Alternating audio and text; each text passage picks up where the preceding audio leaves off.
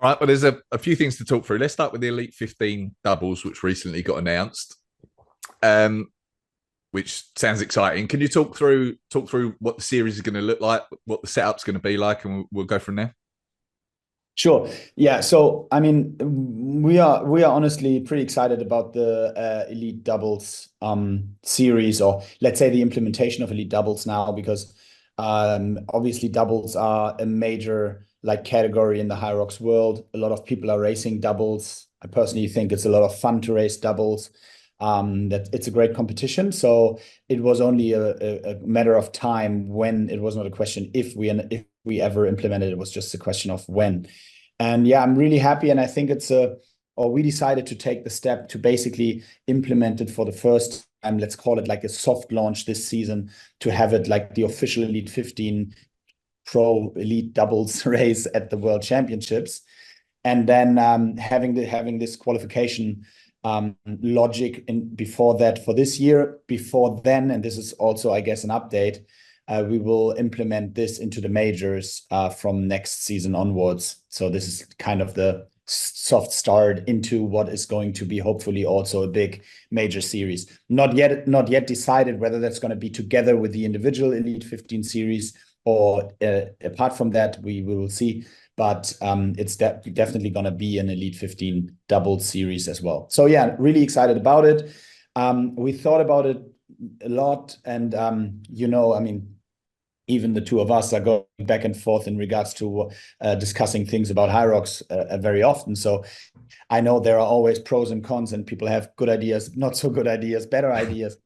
Um, but we went with thinking that the easiest and best way, maybe even at this point, for a qualification system would be just having 5 head-to-head races, where we give everyone who thinks that they have the opportunity to qualify for Elite 15 race like this for Worlds, the opportunity. So that's also why we decided to go with races that are mainly not yet open for registration, so that people really have the chance to try to get in.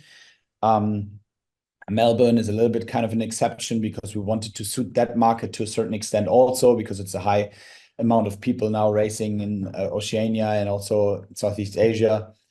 So we have obviously a lot of athletes qualifying there, but signups were still open. So we thought it was also a fair shot for everyone who gets recognized, with Elite Pro Doubles. And so the qualification system is, we have these 5 races, and the top 3 teams of each race, male and female, will qualify for the Elite 15 doubles pro at World Championships. I still struggle to really pronounce that correctly. Okay. All right. Awesome. So the 5 races are going to be Houston, Miami, Melbourne, Paris, and London. Houston and Melbourne have been announced already. The other 3 have yet to be announced. Do you know when we might expect announcements for those, or roughly when they might be? Can you tell us anything there? Yeah, we're talking about 25 for sure, for these 3 races. And then you can expect them to be kind of like February, March, April-ish. That's the time when Okay. they have to happen.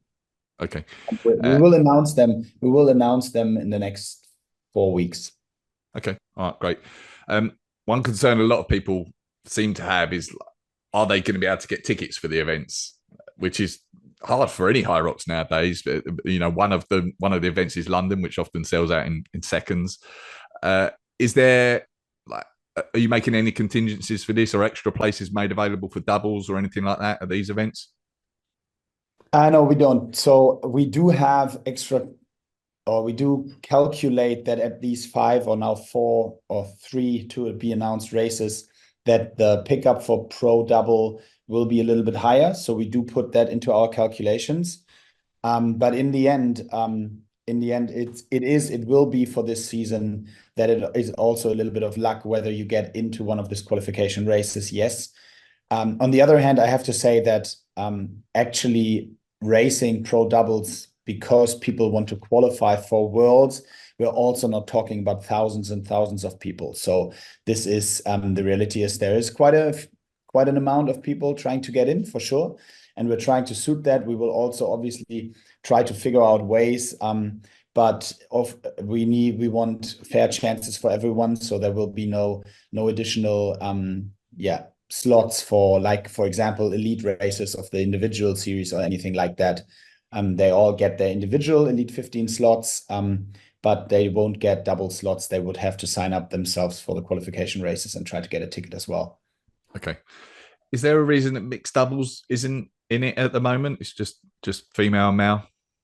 Yeah, for now it's a capacity reason. At World Championships, we had a very, very big World Championships last year or this year rather, in Nice, with like full days live stream coverage on 2 days. And we didn't want to overstretch in year one now, or year two now, if you want. So adding 2 elite races to the World Championships is already a big hustle for us, as you know, setting everything up, the production of the entire event. We're not saying we're not doing it in the future, but step one now is male and female only. Okay. And then at the Worlds, which I know that's still to be announced, but presumably the Elite 15 solo individual races is going to be on a different day to the Elite 15 doubles. Is that right? So in theory, people could compete in both. In theory, people could compete in both, yes. So if you're racing elite singles and you're qualified for World Championships, you would be able to race in elite doubles if you qualified.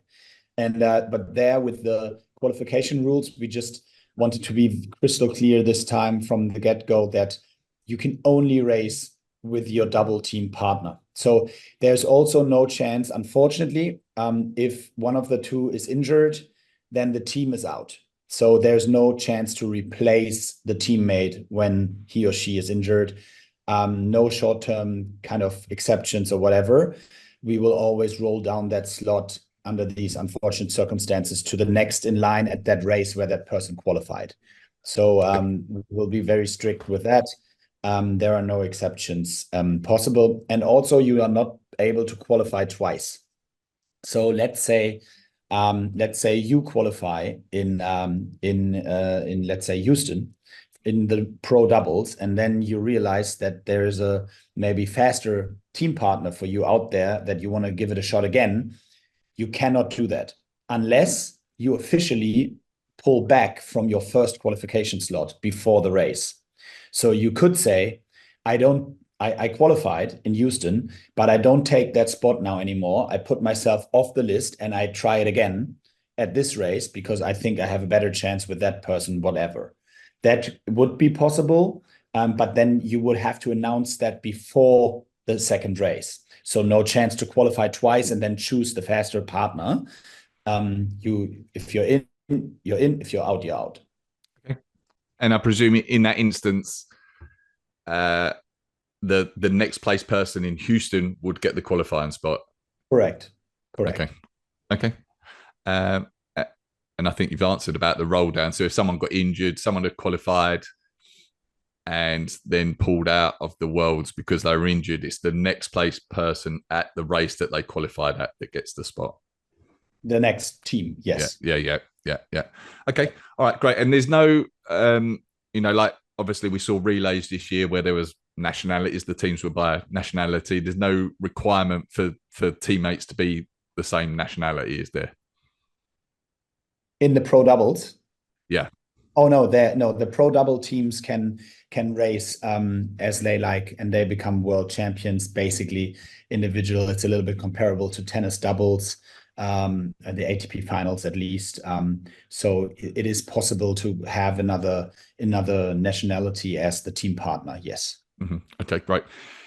Will there be prize money for the 5 qualifying races and at the Worlds? There will be prize money for World Championships for the elite doubles. There is no prize money for the qualification races. Again, step one this year, implementing it for Worlds and having a good qualification system. Next year, implementing it into the Elite 15 series logic. And then there will be prize money for the races as well. Okay, great. And in terms of the prize money at the Worlds, is that just like top 3? Is that everyone that's in it gets something? What does that split look like? The split, we don't announce yet the split for Worlds, but there will be prize money basically for everyone making the Elite 15 doubles as well as the Elite 15 individual races. So there is a split across all 15 participants. we will announce that at another point. Okay. All right. Awesome. And then I think you've touched on it, but it will be live streamed in the same way that the Elite 15 individuals are live streamed. Similar thing, yeah. Absolutely. It's going to be one of the 3 in this case, or rather 4 elite races, but the doubles will be on the same day, the 2 races. So it will be another late night highlight at the World Championships next year. All right. Excellent.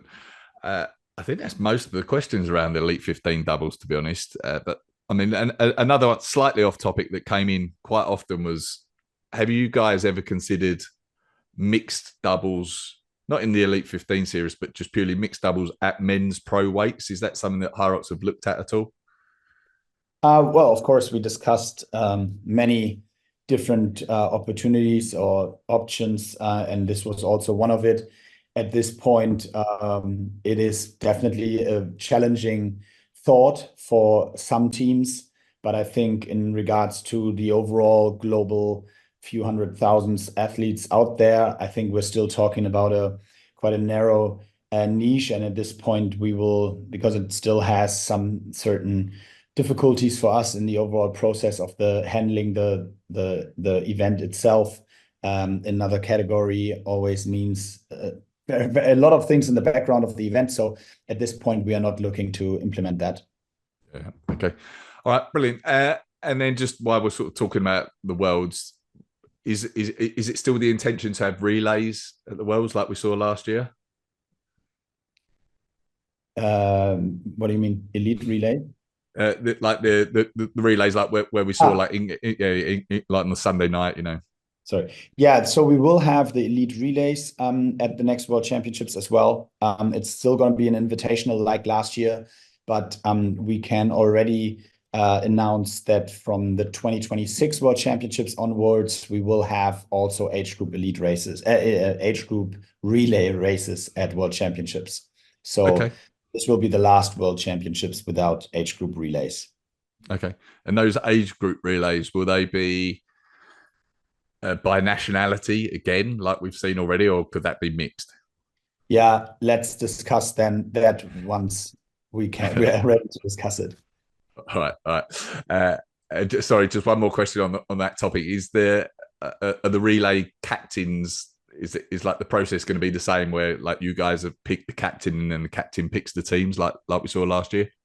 That will be kind of the same logic. Yes, we will basically pick captains from various countries. We are still in the process of defining how many exactly.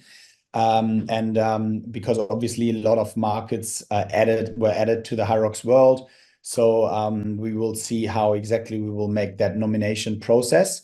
But in the end, the idea will kind of be the same. Yes. Okay. All right. Excellent. Another sort of big recent announcement is around the rule changes or updates to the rule book that we've seen. And there's a few in there. Some are fairly minor, but one of the bigger changes was that in the Women's Open, they'll now do 100 wall balls instead of 75. What was the thinking there? What was the reason for that change? Yeah, so the main reason was that we were looking at the sport overall, and from at the beginning, like 8 years ago, the idea was obviously to make it a little bit easier for the women in total in regards to the squats at the end, having the wall balls as the last pinnacle of the race, the last challenge. So we thought that would be a smart move in order to make it more accessible for women also. We realized it wasn't, so it wasn't really not a problem in the end. And the wall balls, I mean, we see this everywhere in the HYROX world, right? The wall balls is a workout that in relays most of the women would pick because they're so good at it. So yeah, I think that was just probably an organic, logical step that is maybe done.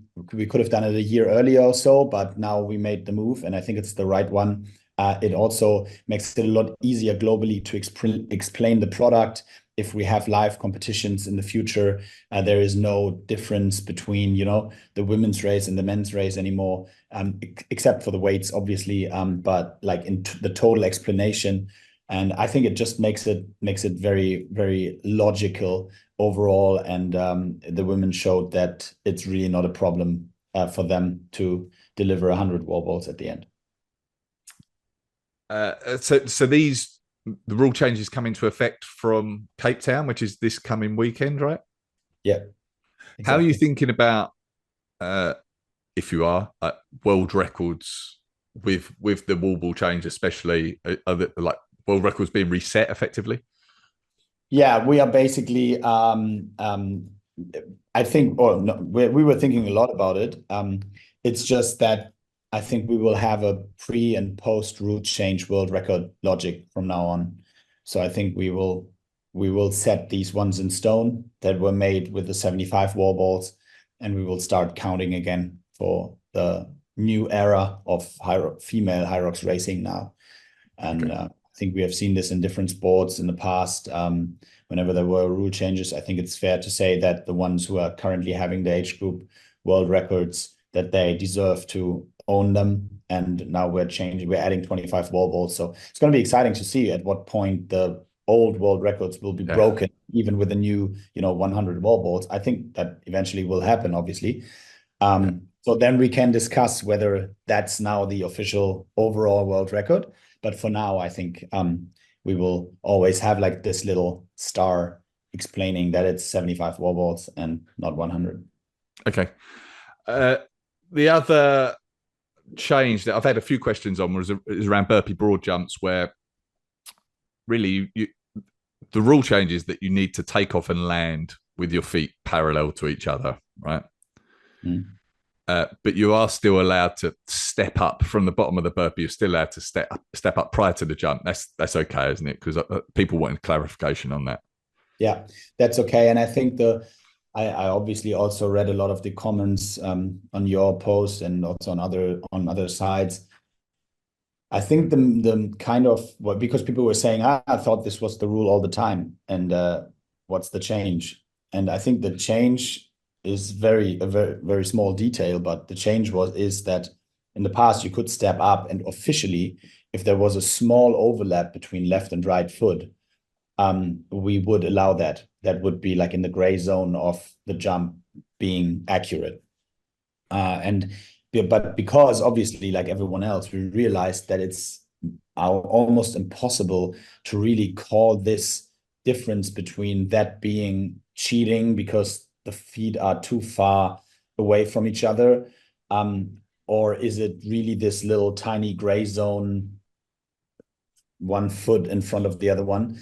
That made it so complicated, and it's just not the right way to approach it. So we said, okay, from now on, it's just simply parallel. You can step up, but the feet have to be parallel in the moment when you jump. And I think it's a very crystal clear rule. It's a rule that we can a lot easier judge, and we will not have these, in theory, jumping with one foot because the entire weight is on one foot and the other one is just offset a little bit, and then we see people jumping. So it makes it a lot easier for our judges, and I think a lot easier to explain as well. Okay, all right, great. And then for people that aren't aware or haven't seen the other rule changes, another one is that you're allowed to now change the damper setting on the ski in the row after you've started rowing or skiing. Like this, it's fine to change it as many times as you want, which makes sense to me. Was there a reason for that? Yeah, to be 100% honest, now I'm speaking as a HYROX athlete. I never really understood that rule as well either. So I'm really happy that we finally changed it. I don't think it has a very, very big impact, but yeah, so now everybody can play with that bumper as much as they like Okay. after starting the race, and I think it's a good call. Okay. And then just one other sort of comment that came in. If a penalty is applied at the sled pull station, previously it was applied like immediately and the person would have to go and pull it like 5 meters one way, 5 meters the other. That's now going to be applied at the end of, once they finish pulling the 50 meters. One comment came in like, are the judges going to be able to keep track of this? Like if someone does a foul and then needs a penalty, and then like 4 minutes later they need to apply that penalty, is there any concern that the judge is going to lose track of who's got a penalty and when to apply it? No, I mean, look, that's of course that's going to be a new or different challenge for the judges. But that's our job now for event production to really make sure that this is going to happen. And it's a fair concern. We will definitely have to look at that. But I'm not concerned that we're not going to make that happen, that we can't make it happen. So overall, it's it's actually the other way around. You can keep much better track of all the different lanes and don't have to focus on that one lane at that particular point, then pulling back and then losing track of the 3 lanes left and right. So now there's a focus, you can let them know. And then, of course, you have to double check whether they are doing it at the end or not. But I think we really hope that this is an important addition to the sled game. Okay, all right, great.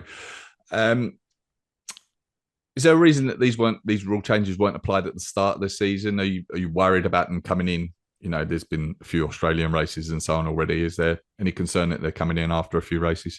No, look, in a perfect world, we would always have all of these things obviously ready for the very first race of one season and eventually. And we've been very transparent from the start with things that are going well or not so well. And I would have also liked to have that ready in the middle of June for the first race in Singapore.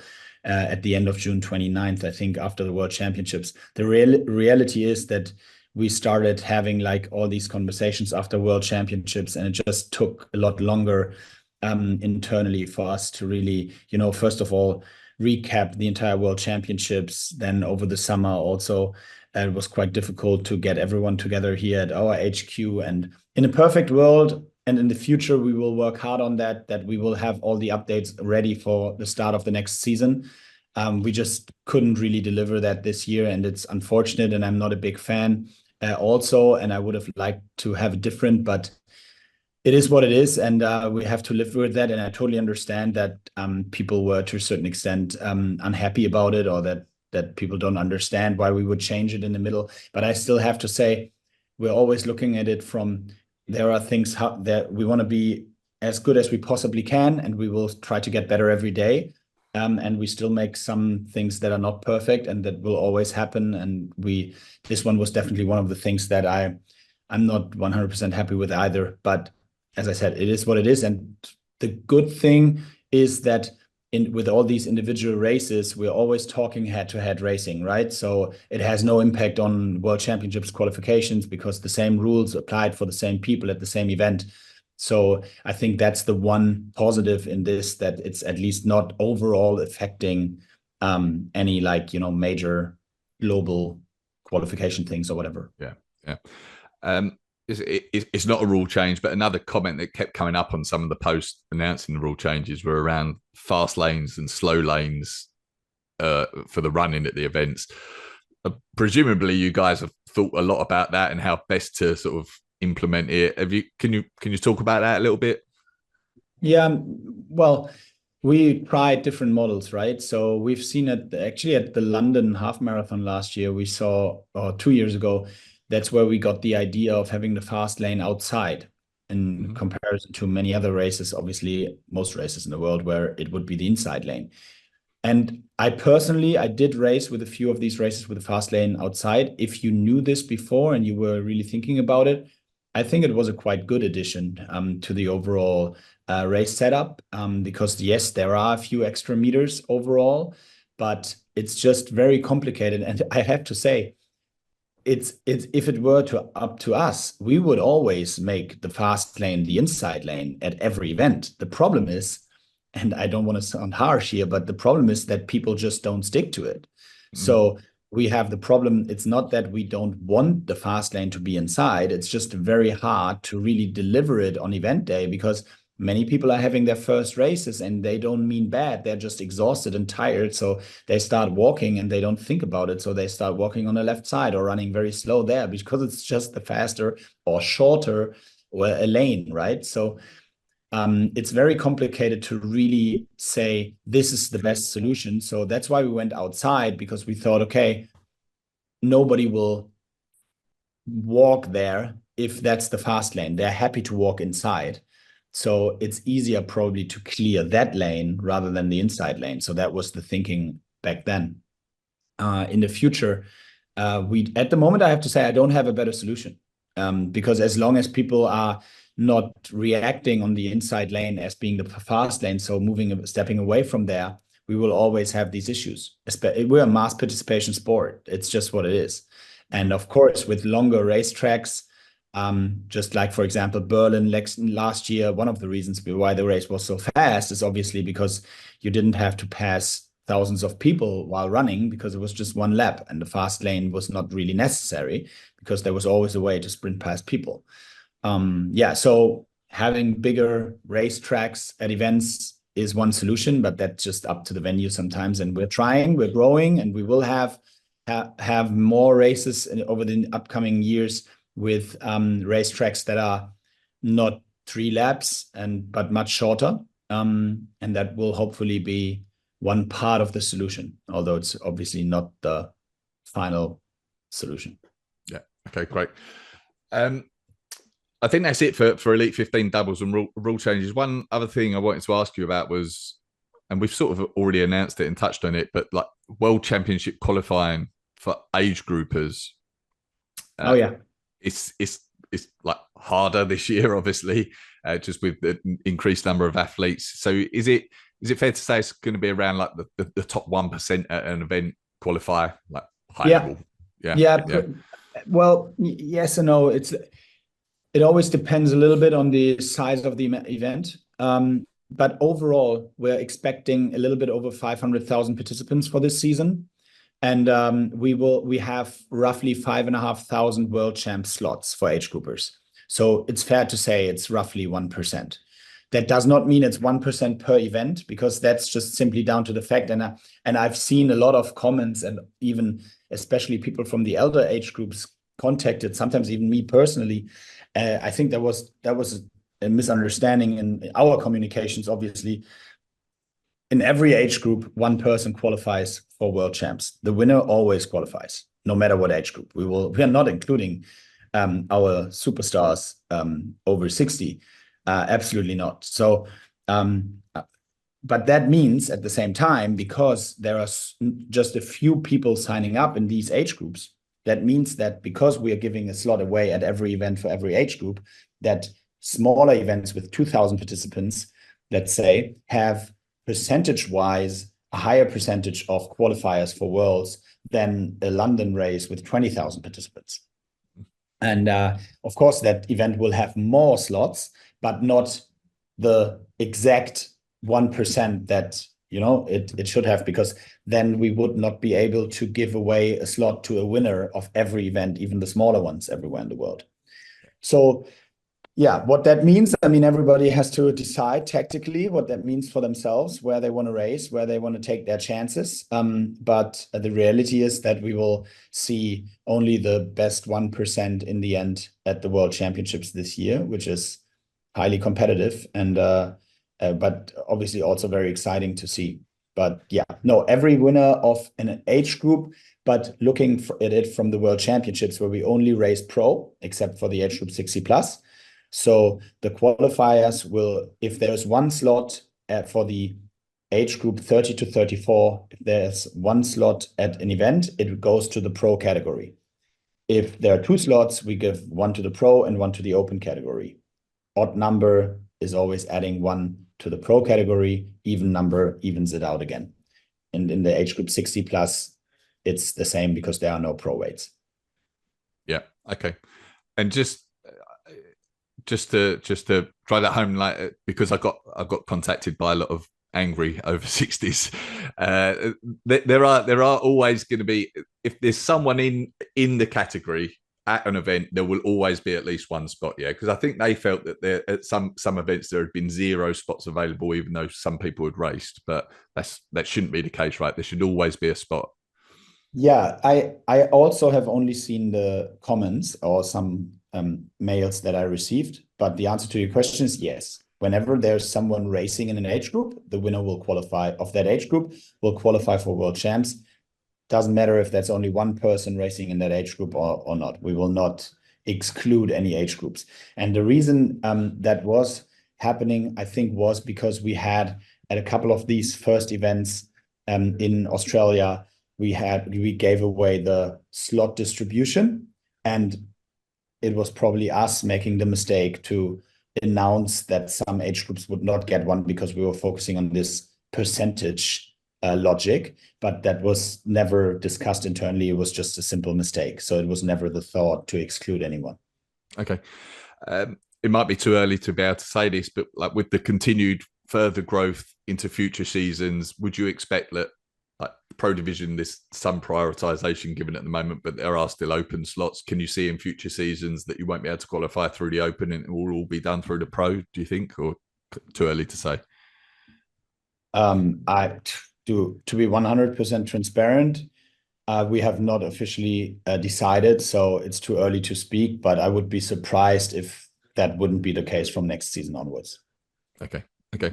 And then just finally, just to touch on like the growth, you mentioned 500,000 athletes expected this season.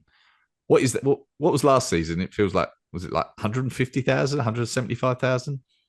No, it was it was almost 2%. So we were talking about roughly 210,000 participants last season.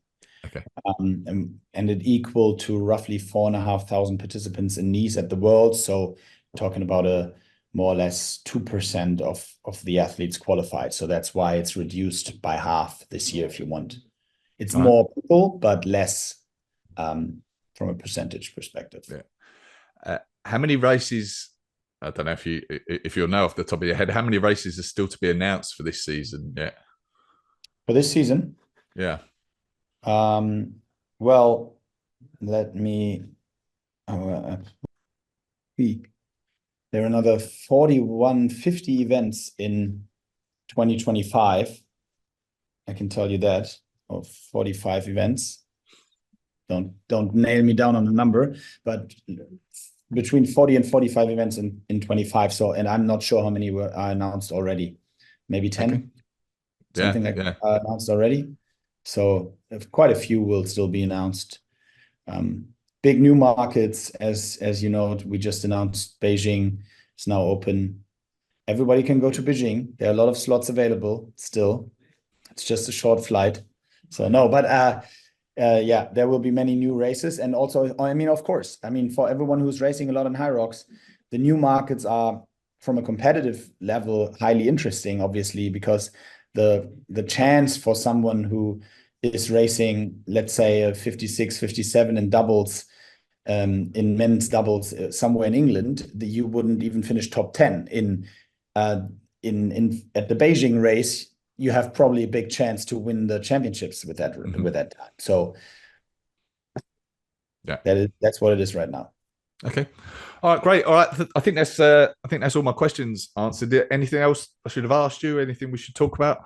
Yeah, I think I have to at least let you and your followers and listeners know that the World Championships are not announced yet, and we're still working very hard. Everybody can believe us that we are not holding back anything for fun. We will announce it very soon, definitely next week. We will all know where the World Championships 25 will be. Would be quite interesting to can you tell me what are the highest, like what do people think? It's quite interesting for me. For a while it was Singapore was the hot favorite. I would say that's changed a little bit now. There was a lot of rumors around Germany and Netherlands. That's what I heard anyway. And then lately, I would say that's changed a little bit. Maybe more US. Also, basically everywhere in the world. That's yeah. And I must say, like last season, I probably heard almost every location except for Nice. So like I almost pay no attention to the rumors now. But yeah, it was certainly Singapore was the favorite that I was hearing this year, and then it was like Hamburg, Amsterdam, and now maybe it's shifted a little bit. I have not heard the city yet, so that we're trying to finalize now. So I'm happy about that. It's gonna be anyway. All right. Okay. All right. Awesome. Thank you for this. Thank you, man. All right. Take care.